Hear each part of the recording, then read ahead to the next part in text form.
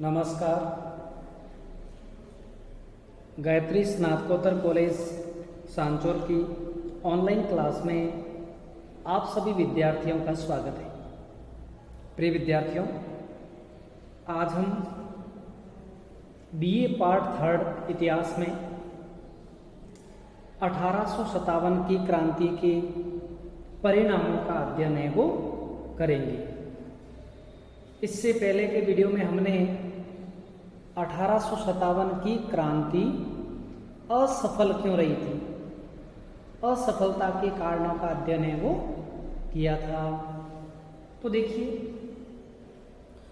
हम ये पक्का मान सकते हैं, वीडी सावरकर जैसे नेताओं ने तो 1857 की क्रांति को भारत का प्रथम स्वतंत्रता संग्राम कह दिया था, जबकि कुछ यूरोपीय विद्वान इसे मात्र सैनिक विद्रोह मानते थे। लेकिन अगर इसका बारीकी से हम अध्ययन करते हैं तो हम इतना जान चुके हैं कि 1857 ईस्वी की क्रांति केवल एक क्रांति नहीं थी, अपितु यह भारतवर्ष में अंग्रेजों के प्रति भारतीयों के आक्रोश क्या एक परिणाम था। अंग्रेजों के द्वारा भारतीयों का शोषण, गाली गलौज, भारतीयों को निम्न नस्ल का मानना, भारतीयों के साथ तरह तरह की यातनाएं, इन तमाम कारणों से भारत के जनमानस में नफरत पैदा हो गई थी अंग्रेजों के प्रति, और उसका परिणाम है वो क्रांति से के रूप में हुआ था। भले ही इस क्रांति को असफल होना पड़ा या अंग्रेजों ने दमन कर दिया, लेकिन इतना पक्का है कि 1857 की क्रांति जो है, इस क्रांति के परिणाम काफी सुखद निकले थे, क्योंकि इस क्रांति के बाद अंग्रेज भली भांति समझ गए कि हम इस तरह भारतीयों का शोषण कर लंबे समय तक भारत में शासन नहीं कर पाएंगे। उनके मन में तरह तरह की भ्रांतियां आने लगी थी, और इसी के कारण ब्रिटिश पार्लियामेंट और ब्रिटेन की महारानी ने कई प्रकार के संशोधन है वो किए थे। हम उनका अध्ययन है वो करते हैं। तो इस तरह यह 1857 की क्रांति का विप्लव है। इसके अभूतपूर्व, व्यापक और स्थायी परिणाम है वो निकले थे। इतिहासकार ग्रिफिन ने लिखा है कि भारत में 1857 की क्रांति से अधिक महत्वपूर्ण घटना कभी भी नहीं घटी थी। रशब्रुक विलियम ने लिखा है कि एक रक्त की नदी ने कम से कम उत्तरी भारत में दो जातियों को अलग अलग कर दिया। उस पर पुल बांधना एक कठिन कार्य था। तो इनसे हम समझ सकते हैं कि क्रांति के परिणाम है वो दूरगामी निकले थे। अब पहला परिणाम देखते हैं, कंपनी शासन का अंत। अभी तक भारत में ब्रिटिश ईस्ट इंडिया कंपनी का शासन चला आ रहा था। अब ब्रिटिश ईस्ट इंडिया कंपनी के शासन का अंत कर उसकी जगह सीधे ही ब्रिटिश पार्लियामेंट या ब्रिटिश सरकार का शासन स्थापित हो गया। 2 अगस्त 1858 को ब्रिटिश संसद ने एक अधिनियम पारित कर भारत में कंपनी शासन का अंत कर दिया था, तथा ब्रिटिश भारत का प्रशासन ब्रिटिश ताज ने, ब्रिटिश सरकार ने ग्रहण कर लिया। Board of control, board of director समाप्त कर दिए, और इनके स्थान पर भारत सचिव व उसकी सहायता के लिए 15 सदस्यों की एक इंडियन काउंसिल बनाने का निर्णय लिया गया। कंपनी द्वारा भारत में किए गए सभी समझौतों को मान्यता प्रदान कर दी गई। सबसे इंपॉर्टेंट प्रश्न पूछा जा सकता है कि भारत सचिव व मंत्री का पद कब सृजित किया गया? तो 1858 में 2 अगस्त को। और उसकी सहायता के लिए 15 सदस्यीय काउंसिल है वो बनाई गई थी। और कंपनी द्वारा भारत में किए गए सभी समझौतों को क्या दे दी गई? मान्यता। और इस अधिनियम के द्वारा गवर्नर जनरल को ब्रिटिश भारत के गवर्नर जनरल के नाम से जो जाना जाने लगा था, अब देशी राज्यों से संबंध स्थापित करते समय उसे वायसराय के नाम से पुकारा जाने लगा था। समझ में आई बात? यानी इस अधिनियम के द्वारा जो पहले कंपनी का जो गवर्नर जनरल होता था, उसको ब्रिटिश भारत में गवर्नर जनरल के नाम से तथा देशी राज्यों से संबंध स्थापित करते समय उसे वायसराय के नाम से पुकारा जाने लगा था। इस तरह का परिवर्तन है वो हुआ था। दूसरा, महारानी विक्टोरिया का घोषणा पत्र। विद्रोह के कारण ब्रिटिश सरकार को चिंता उत्पन्न हो गई और उन्होंने इस विद्रोह को पुनः न होने के लिए, पुनः न दोहराने के लिए अपने कुछ घोषणाएं इलाहाबाद दरबार में है वो करवाई थी। इलाहाबाद में बड़ी धूमधाम से महारानी का दरबार आयोजित किया गया और जिसमें लॉर्ड कैनिंग, जो उस समय के गवर्नर जनरल थे, ने महारानी के घोषणा पत्र को पढ़कर सुनाया। कब? 1 नवंबर 1858 ईस्वी को। और इस घोषणा पत्र की प्रमुख बातें थी, यह बहुत इंपॉर्टेंट है क्योंकि महारानी के इस घोषणा पत्र को भारतीय स्वतंत्रता का मैग्ना कार्टा कहा गया है। तो देखिए इसमें क्या क्या घोषणा की गई थी। नंबर 1, भारत में जितना अंग्रेजों का राज्य है उससे अधिक विस्तार की अब कोई इच्छा नहीं है। भविष्य में राज्य विस्तार है वो नहीं किया जाएगा। नंबर 2, देशी राजाओं व नवाबों के साथ जो समझौते और प्रबंध हुए हैं उनका ब्रिटिश सरकार सदा आदर करेगी तथा उनके अधिकारों की सुरक्षा भी है वो करेगी। नंबर 3, धार्मिक सहिष्णुता स्वतंत्रता की नीति का पालन किया जाएगा। भारतीयों के साथ स्वतंत्रता का व्यवहार किया जाएगा। प्राचीन रीति रिवाजों, संपत्ति आदि का संरक्षण किया जाएगा। सभी भारतीयों को निष्पक्ष रूप से कानून के समक्ष संरक्षण दिया जाएगा।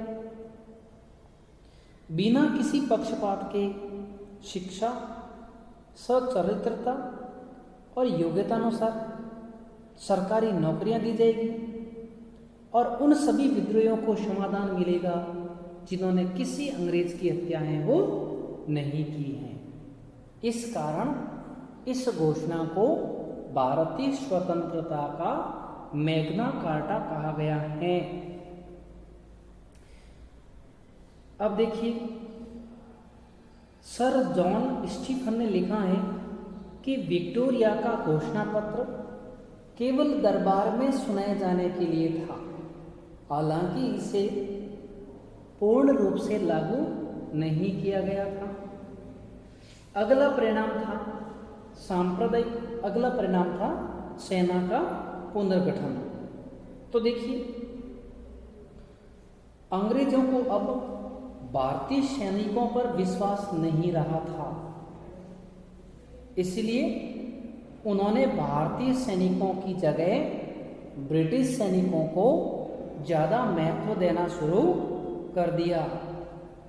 क्रांति के दौरान और उसके बाद तोपखाना जैसे महत्वपूर्ण विभाग यूरोपीय या ब्रिटिश सैनिकों के पास रखे गए।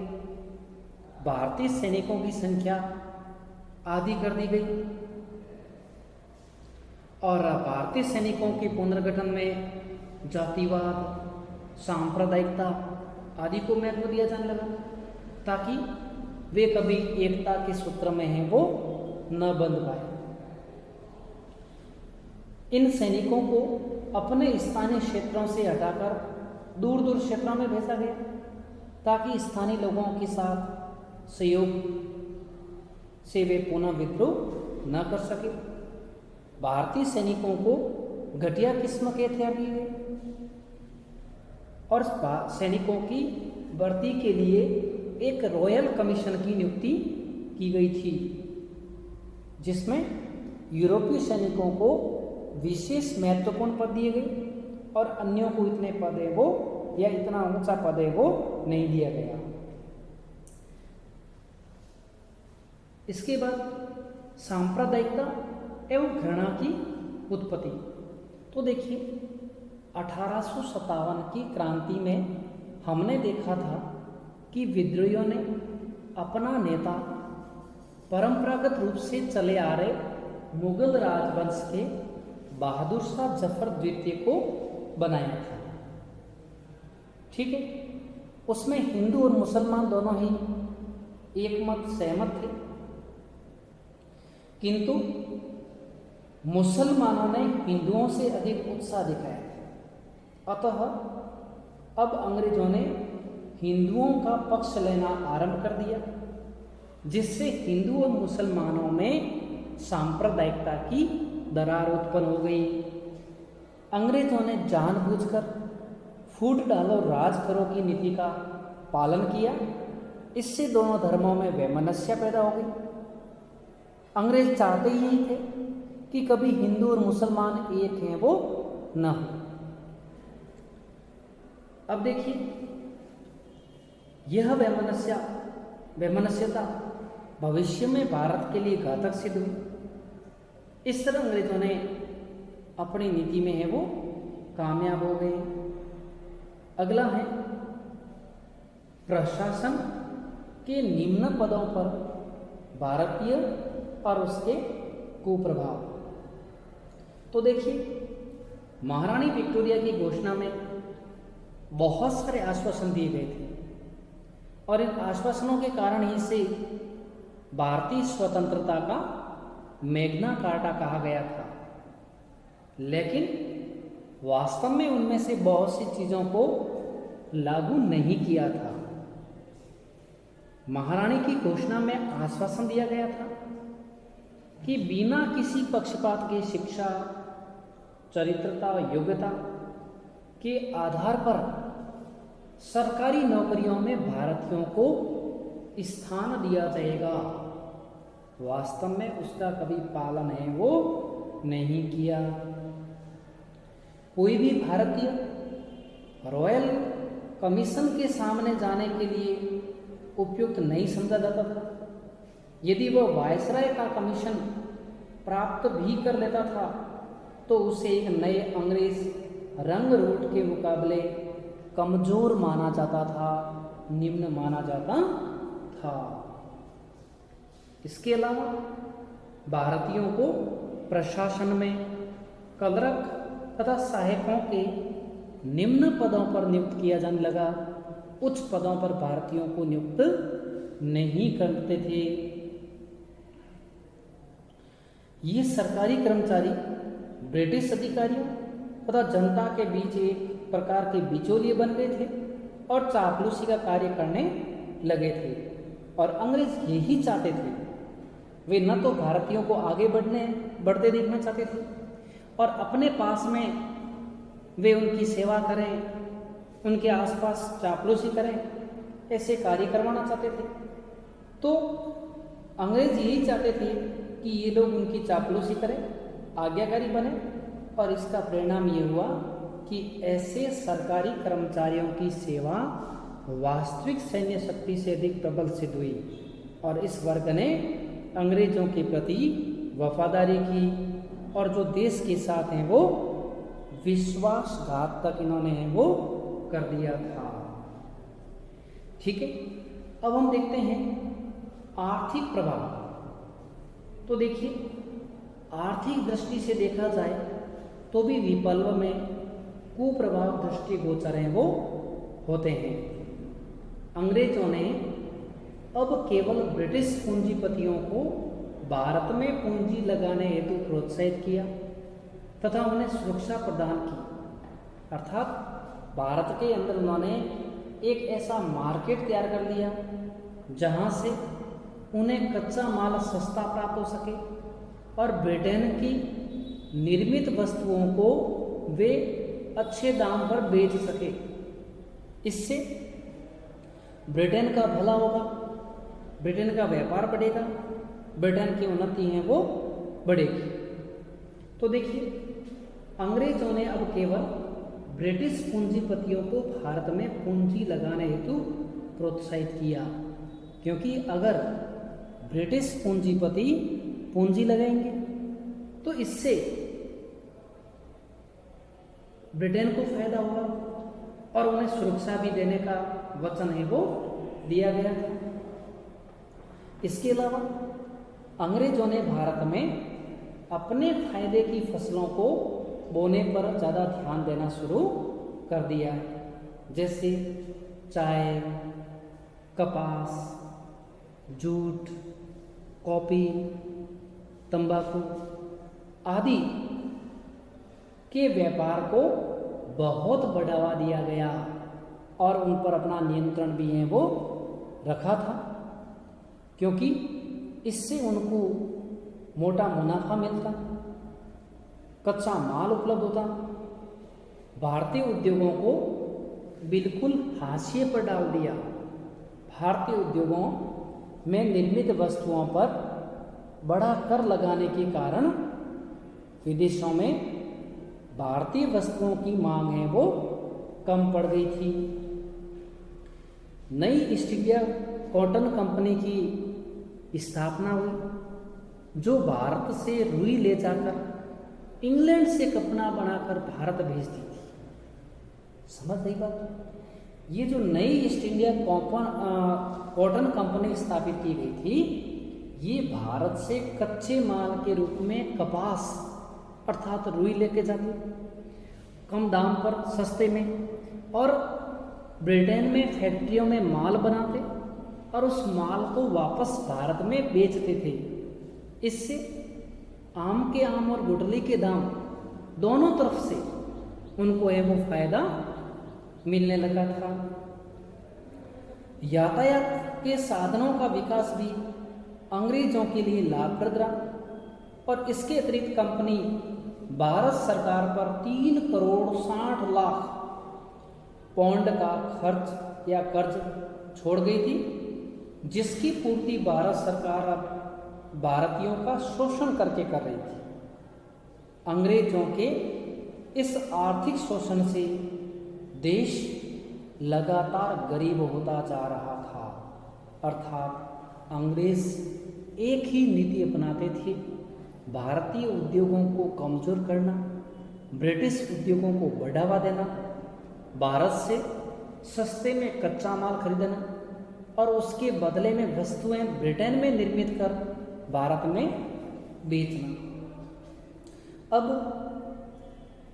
विद्रोह को भले ही उन्होंने असफल कर दिया हो, लेकिन इसके कई दुष्परिणाम भी निकले थे, क्योंकि इस विद्रोह के कारण भारतीयों को अनेक लाभ भी प्राप्त हुए थे।